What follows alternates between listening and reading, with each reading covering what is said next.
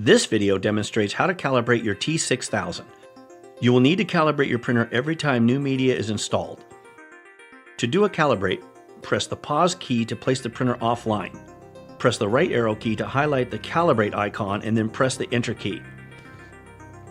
The T6000 can also be set to automatically calibrate on power up or when the head is closed or each time the printer is placed online based on your setup preferences listed in the sensors menu.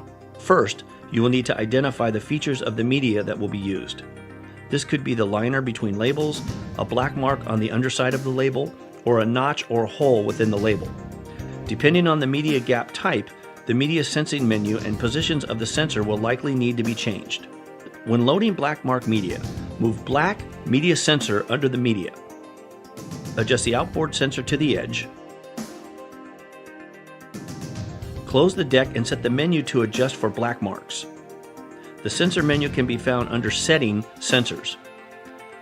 The Setting menu can be found under Setting, Sensors, Controls, then Gap Mark Sensor.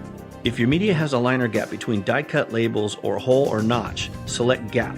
If your media has black marks located on the underside, select Mark. If your media is a continuous roll with no label length indicators, select Disable. After loading the media and ribbon, slide the media sensor assembly so the sensors are placed in the path of the desired label indicators, liner gaps, notches, holes, or black marks on the media. The sensor location is indicated by a triangle mark on the sensor housing.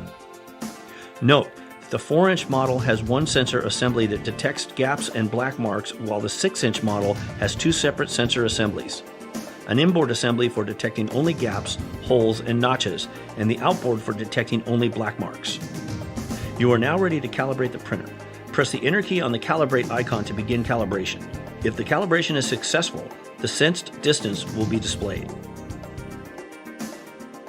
For additional T6000 product information, visit PrintronixAutoID.com.